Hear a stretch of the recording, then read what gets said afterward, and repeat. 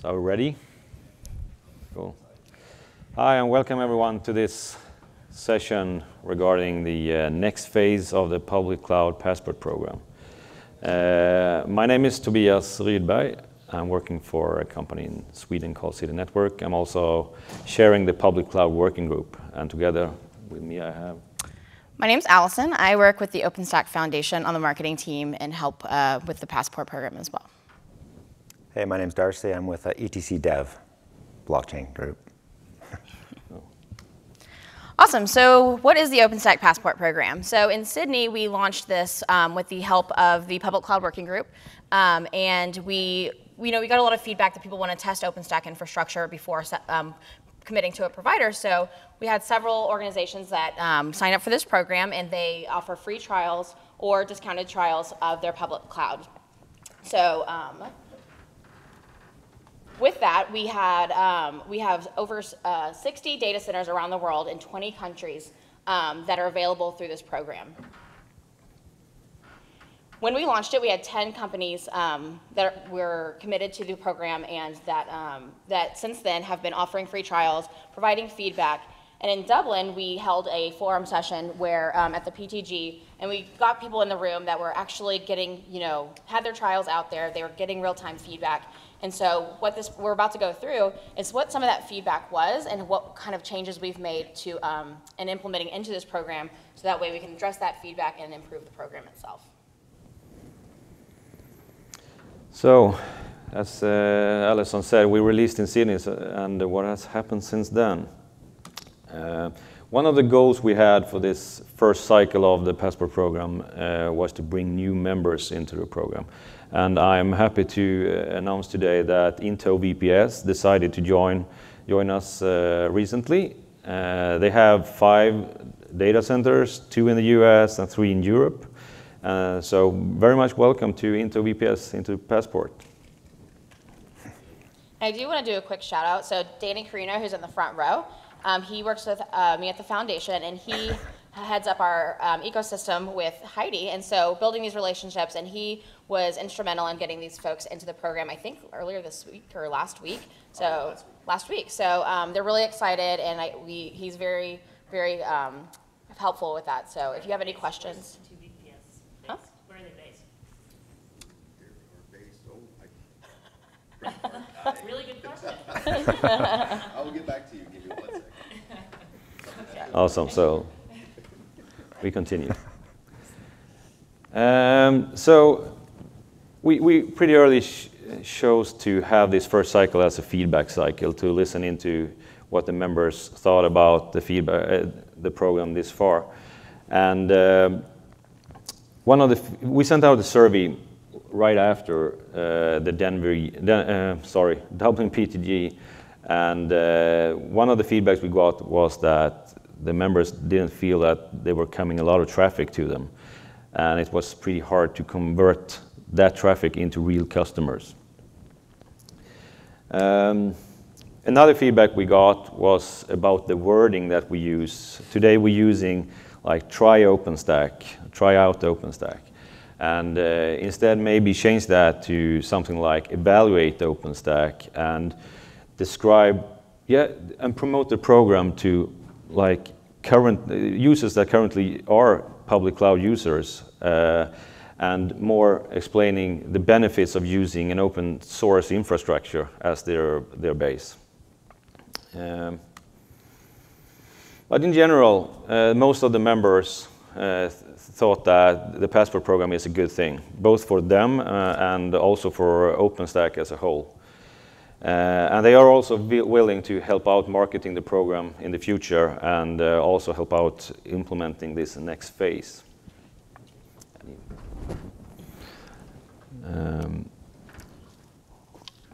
So what will happen next? Of course, we will listen into this feedback that we got and hope to do changes that will increase the traffic and also increase the conversion of that traffic that comes to the members. And one of the things that we do there is, of course, thinking about the wording that we're using and how we are promoting the program. but also do more specific changes to the Passport homepage, like filtering of the clouds, so that the user getting there can easily find a cloud that suits his needs much better, which of course will make it easier for the cloud that received that traffic to convert that customer, because it's more relevant traffic.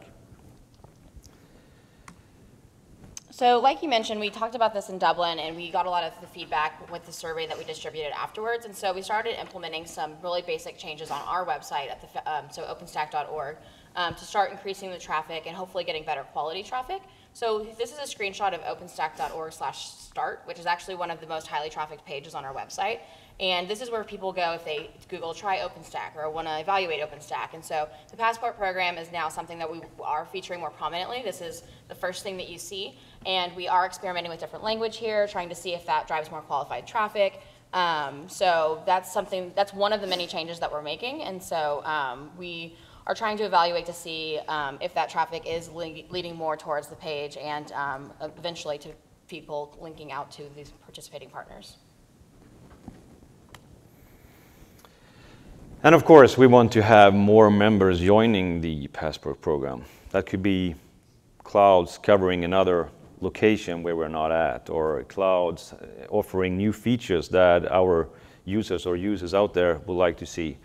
But also try to find a relationship with industry-specific clouds, like, for example, education or science, which has customers that might have certain regulatory needs that needs to be met. And also, we hope to add Open Lab as a kind of a special member to the Passport program as well. A feature that has been discussed for quite some time actually around the Passport program is to find a technical solution that will enable us or the foundation to hand out like coupon codes at summits, for example. That will give the end user like a certain amount of money that they can spend on any of the members within the program. So the current thought about this is to have like a simple QR code that will generate this token, and that token will be consumable on each of the members within the program. This is something that we hope to get going and want to get going with pretty quickly here, and hope to have something in production when we all meet again in Berlin in 6 months. And another very interesting proposal that we started to discuss at the PTG in Dublin as well is using the technique of blockchain within the Passport program. And for that, I'll hand over the word to Darcy. Great, thanks a lot. So I'm Darcy. I'm the program manager for ETC Dev. I spent almost 20 years in the film industry, in the last 5 years as CTO, trying to apply OpenStack to the media and entertainment industry in general. So at the same time, I kind of became really passionate about blockchain. So I'm really excited to actually be applying two things I'm interested in this proof of concept. Next slide. Show of hands, who's got a good sense of what blockchain is? Okay, cool. It's really simple, actually. It's distributed ledger technology. There's nothing new and magical about it. It's tried and true techniques from P2P networking and cryptography that have been used over the last couple decades. A blockchain has nodes. Every node on that network has a copy of the ledger, and ledgers are immutable, so you can't change them. Next, please. So what is Ethereum Classic? So Ethereum Classic is the original Ethereum. The Ethereum Foundation and group parted ways, or they forked, due to philosophical differences caused back in 2016. They wanted to solve a problem. I won't get into what that problem was. The larger group became Ethereum. The smaller group was Ethereum Classic. Ethereum Classic is really popular, top 20 traded coins, top 5 in terms of market cap, market value, about 2 billion market cap. And it's maintained and extended by the ETC dev team. Next, please. So we're the ETC dev team. We're not a company. We're literally a team of developers. We're 10 people right now. We're going to be doubling in size in the next 3 to 6 months if we can actually find people. We maintain a few main projects. One's Sputnik VM, which is basically a replacement of the Ethereum virtual machine it's built in Rust and it's optimized for embedded devices, so IoT. Our Emerald platform, which is basically a tool set, it's SDK, CLI, for third-party developers to be able to build decentralized applications on a blockchain. And we've actually built our own wallet using our SDK as a tech demo, if you will. Next, please. The other thing that we're actually focusing a lot on is sidechains. So what is a sidechain? We haven't even named it. You know, we like to give cool names and logos to the things that we do. So it's literally just a blockchain that connects to a main chain, and it's a blockchain that you can build business applications on for connecting transaction-based web apps. Next, I won't spend too much time there. I wanted to give some really simple architecture for what a blockchain and a sidechain looks like. On the right, you've got the Ethereum Classic mainnet. Next slide, please. On the left, you've got the Ethereum Classic sidenet. So this, this would be the Passport sidenet and some Passport nodes. Next slide. Nodes assigned to each network. Next slide. And they communicate through WebSockets and RPC interface. And you'll see a smart contract on both networks that have all of the business rules and configuration for that sidechain. And then the sidechain will checkpoint periodically to the mainnet, and that's all configuration stuff for levels of security and whatnot that we want to build into the sidechain. Next. So this is hypothetical. This is how it'll work. In theory, we'll probably have some sort of OpenStack virtual machine that runs some sort of full stack app. It could be Ruby, Django, Node, any full stack framework that a web developer knows how to build in. It'll store all kinds of stuff like entitlements, user information, compliance-based stuff in its localized database, and then the transactional data will be stored on the blockchain. Next slide, please. So that's the stack. One more. The part in the red here is red because it doesn't actually exist yet. We don't have a nice RESTful interface for developers. That's one of my goals in the next few months, get the team focused on that stuff. Today we've got RPC interface, CLI interface, which isn't not the most web developer friendly. So we want to make this really consumable for full stack app developers. Next. This is a little bit of user flow. So we actually understand how this could work for an end user. User would go to the Passport website. The user would sign up with a trial code or a QR code. And QR codes are great because they play really well with blockchain. We could have an individual wallet and a QR code that we generate that could be tied to a token. Tons of ideas around that. Then the Passport app will issue or associate a token to the user and the region and that they select and some kind of a credit value. The Passport app will probably store credentials somewhere, probably talk to Keystone, tell Keystone about the user, and then store the transaction data on the blockchain. And then all that the trial credits that are in place on any cloud will just be metered by Celiometer or something. Next. So some of this stuff might sound like it's really far off, but does this actually play? Yeah, it's actually running. So the nice friendly developer tools don't exist yet, like that RESTful interface. We'll build that in the next couple months. But this is standard output of mainnet on the left and sidenet on the right, actually creating blocks. So this stuff works today, and it's super exciting. I think that in the coming like 2 to 3 months, we can probably have a working proof of concept. We need to get developers on board. I think we've got a team focused on this stuff on our side. We don't have any contributors on the OpenStack side. I think that's kind of one of the next steps. And that's kind of it. It's pretty simple stuff. Thanks. Yeah. Okay. So, so if you are interested in contributing to this, reach out to any of us or Darcy directly. And we also have a couple of sessions this week. Tomorrow we have forum sessions dedicated to the next phase of the Passport program. So if you are interested in joining as a member, if you would like to participate in some other way, if you have questions, feedback, whatever, please join us there and we will have good discussions.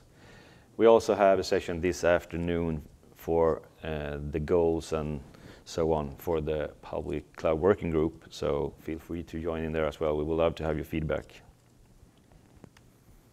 Yeah, so this is more about just how to get involved. Like I introduced Danny and Heidi from our team, they work with a lot of the different public cloud providers in our ecosystem. So they'll be around after the session and have business cards if you want to get in contact with them. But also, if you want to join the Passport program, you can email passport@openstack.org. We'd love to welcome new members, get more people involved, and really expand the footprint of the data centers that are involved in this program so that we can help get customers, for all these different public cloud providers. Every other Thursday, there is a meeting on IRC with the Public Cloud Working Group. It's at 1400 UTC, where we talk about the evolution of this program, how we can make it better. We definitely want to expand the people that are in the meeting, because currently it's usually just a few folks, and we really want to get more people involved, really collaborate around how we can make this program better, but also other public cloud initiatives in the community. So that's on the OpenStack Public Cloud channel. And of course, there's mailing lists and the IRC channel where you can drop in questions.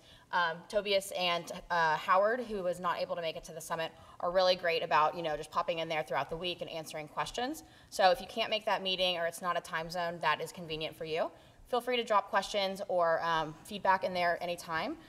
There's someone who will always ping and get back to you on that.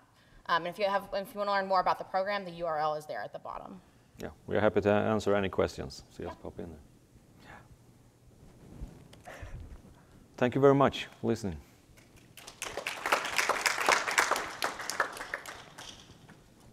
Yeah, questions. And if you have a question, please go to the mic or some mic.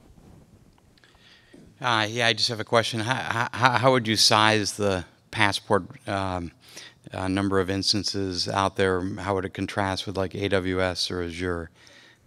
Oh. I have no numbers. Like how big? When you say how big is the? I understand you have the number of cloud providers that are offering the service, but any sense of how many workloads are running or anything like that? The traffic goes directly to the customer, goes directly to like one specific member. So then the program itself has no control over that user. So sure. I just wondered if you had any stats collectively, what it represents. Yeah, so the stats that we have, there's 60 availability zones that are with the current providers, excluding the new one because we haven't added that in there, but we don't have stats from each provider, but a lot of them are forthcoming with that information if you ask, but we haven't collected it around this program itself.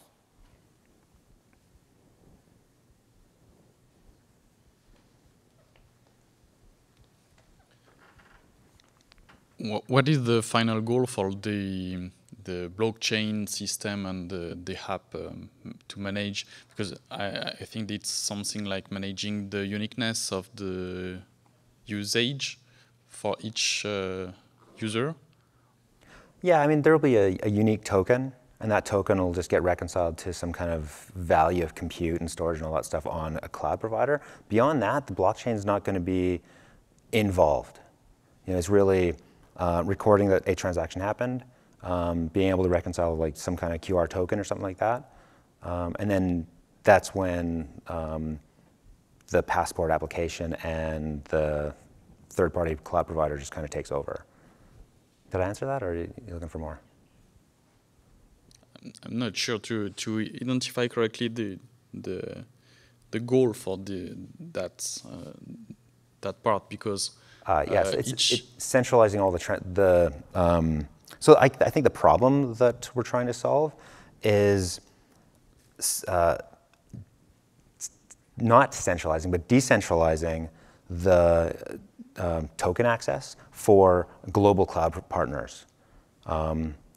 If Howard was here, he could kind of address that a little bit. But how the discussion were started was around this whole technical mechanism that were thought of being at OpenStack Foundation somewhere, and to handle all the transaction with the tokens. And now we would like to move that out into this blockchain, so that is like controlled of all members in the program, so to say, to have this distributed thing for handling the token, basically.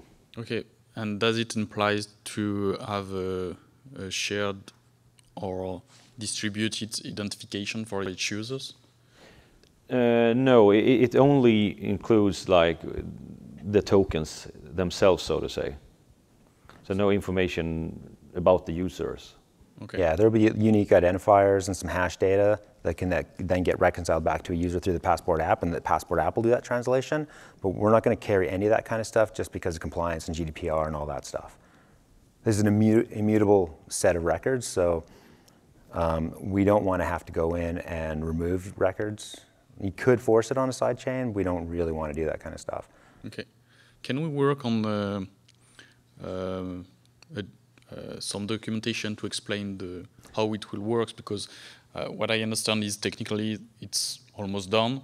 It's simple, in fact, but we should, for all who want to participate and share that system, we should anticipate how we will integrate it in each of our current system. Yeah, totally. We've got some excellent documentation on the ETC Dev website and on our Medium page. So just reach out to me, maybe like DM me on Twitter or something. I can send you all this stuff. Okay. And we'll find a way to circulate this kind of information. We will absolutely have some documentation explaining the usage of it within the Passport program as well. And one of the sessions to get that document in place is tomorrow, by the way. Yes. Okay, thanks.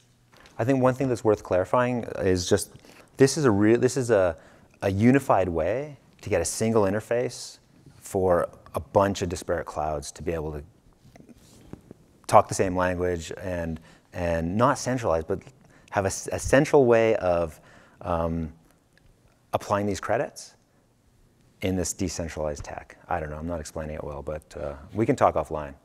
Cool. Yes. You said that you will work on increasing of traffic and conversion, but have you got an idea what particular steps will be done to increase traffic and increase conversion? Yeah, of course. So one of the things so when we launched this in Sydney, we have a landing page. So we have an OpenStack marketplace where we have a list of public cloud providers, and we promote it there.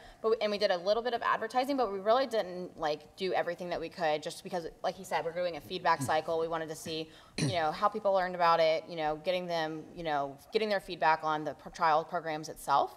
And so now we're going to market it much more extensively. And so we're going to approach things like where is it mentioned on the provider websites as well as the OpenStack website. And as well as just like he mentioned earlier, everyone's interested, all the providers are interested in collaborating around the marketing effort. So one of the things that we're doing is setting up, I've reached out to all the different marketing contacts in the program and really identifying campaigns we can do as a team so that, we have the same messaging, we're doing the same things, and we're helping each other out because, like you mentioned, this is really, to help people test OpenStack infrastructure. And so everyone kind of has the common goal, even though they do want to turn these testers into paying customers. So I think that we're going to expand our focus and really try different ways to market the program while getting feedback from the teams on the people that they're getting. Because the hard part for us is that, once they go to the providers, we don't necessarily see what the conversions are. So really having open communication and collaboration so that way we can identify what's working, what's not working, and what the next step should be. Thank you. Yeah, of course. Just a question for the technical and the business perspective. Do you handle the configurations if a provider A and a provider B have different pricing points, and you have different storage or different CPUs in place? How do you handle it with the data records and the exchange, also the identity and access management? Is it technically by this blockchain technology planned, and from the wholesale perspective that the provider A and provider B exchange the data records and the different pricing points, and who is the master and the slave in this context for like a roaming model like we know it from the telecommunication perspective?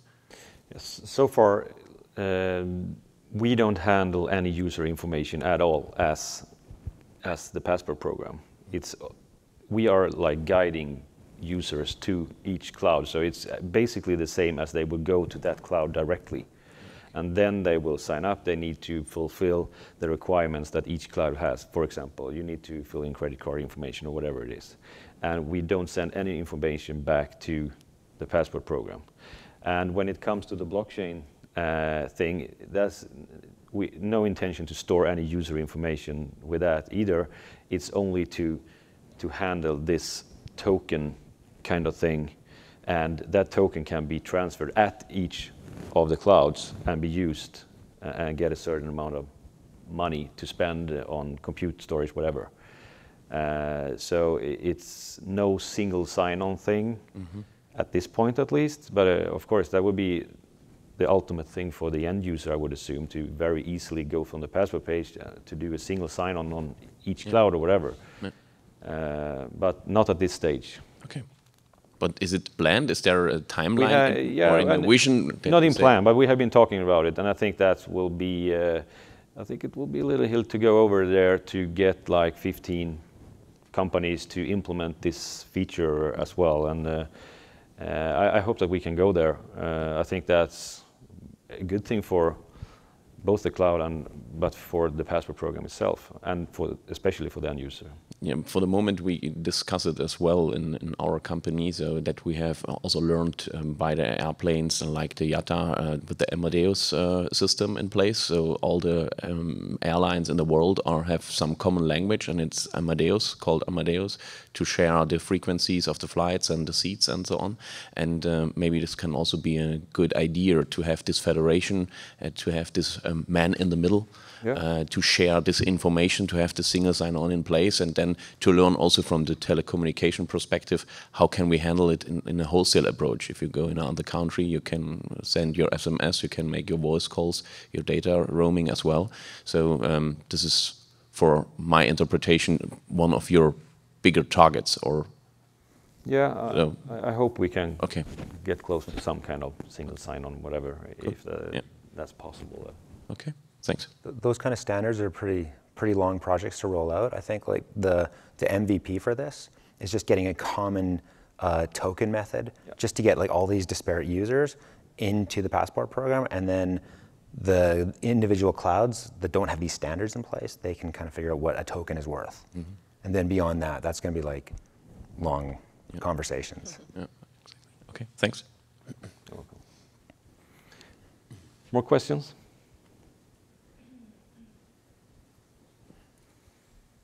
No hard questions from Danny? I know, Danny. Okay, and thank you very much for coming and listening to us. Thank you.